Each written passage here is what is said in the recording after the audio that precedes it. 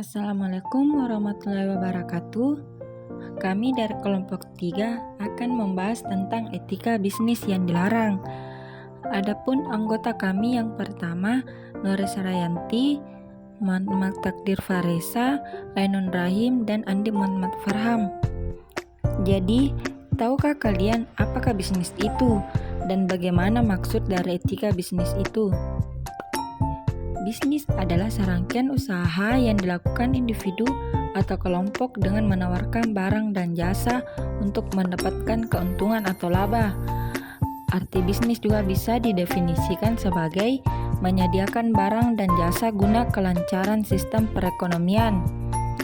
Sedangkan etika bisnis adalah tindakan yang dilakukan dalam kegiatan bisnis dengan tidak menyalahi aturan organisasi dan masyarakat. Setiap tindakan bisnis harus dilandasi oleh moralitas dan prinsip kebenaran yang disertai dengan tanggung jawab. Selanjutnya, perkembangan dunia bisnis. Etika bisnis dikembangkan oleh masyarakat di tempat bisnis diadakan.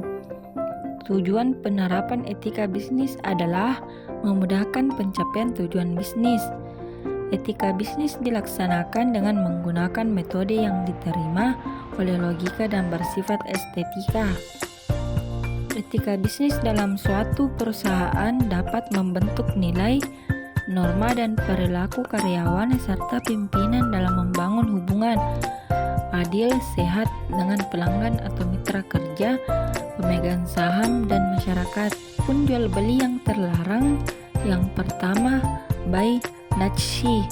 Buy najshi yaitu rekayasa pasar dalam demand atau permintaan yang terjadi apabila seorang produsen menciptakan permintaan palsu sehingga seolah-olah ada banyak permintaan terhadap harga suatu produk yang menyebabkan harga produk tersebut naik. Yang kedua, riba. Riba adalah penetapan bunga atau melebihkan jumlah pinjaman saat pengembalian berdasarkan persentase tertentu dari jumlah pinjaman pokok yang dibebankan. Riba secara bahasa bermakna siada. Dalam pengertian lain, secara linguistik, riba juga berarti tumbuh dan membesar. Yang ketiga, garar. Garar yaitu ketidakpastian dalam transaksi yang diakibatkan dari tidak terpenuhinya ketentuan syariah dalam transaksi tersebut. Dampak dari transaksi yang mengandung garar adalah adanya pensaliman atas salah satu pihak yang bertransaksi, sehingga hal ini dilarang dalam Islam. Yang keempat, monopoli.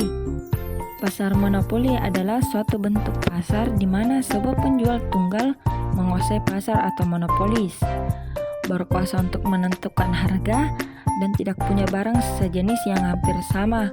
Pada pasar monopoli, tidak terdapat barang lain yang sejenis dan tidak ada pesan bagi sebuah perusahaan. Yang kelima, mengurangi timbangan. Mengurangi timbangan adalah salah satu bentuk praktek pencurian milik orang lain. Apabila takaran timbangan itu sedikit, bisa menjadi sebuah ancaman dan akan menjadi ancaman yang besar bila takaran timbangan tersebut meningkat dengan jumlah yang besar. Yang keenam, iktikar.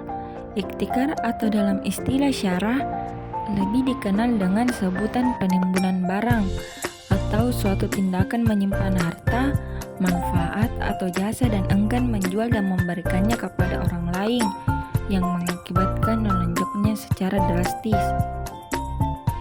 Selanjutnya, al-maisir. Maisir adalah segala permainan yang mana di dalamnya mengandung pertaruhan dan mendapatkan keuntungan kekayaan dengan cara yang sangat mudah tanpa ada usaha yang wajar. Yang kedelapan, barang haram. Haram merupakan perkara yang dikerjakan akan memperoleh dosa dan jika tidak ditinggalkan akan mendapatkan pahala. Perkara haram antara lain berzina, berjudi, mengonsumsi minuman keras, dan lainnya. Adapun syarat-syarat yang diperjualbelikan agar tidak haram, yang pertama, barang itu ada atau tidak ada tetapi pihak penjual menyatakan kesanggupannya mengadakan barang itu. Yang kedua, dapat dimanfaatkan atau bermanfaat bagi manusia. Yang ketiga, milik seseorang. Yang keempat, dapat diserahkan pada saat akad berlangsung atau pada waktu yang telah ditentukan. Syarat-syarat nilai tukar yang halal. Yang pertama, harga yang disepakati oleh kedua pihak harus jelas jumlahnya. Yang kedua, bisa diserahkan pada saat waktu akad. Yang ketiga, apabila jual beli itu dilakukan dengan saling mempertukarkan barang, maka barang yang dijadikan nilai tukar bukan barang diharamkan atau syarah. Jadi, itulah tadi materi yang kami bahas tentang etika bisnis yang dilarang. Terima kasih. Assalamualaikum warahmatullahi wabarakatuh.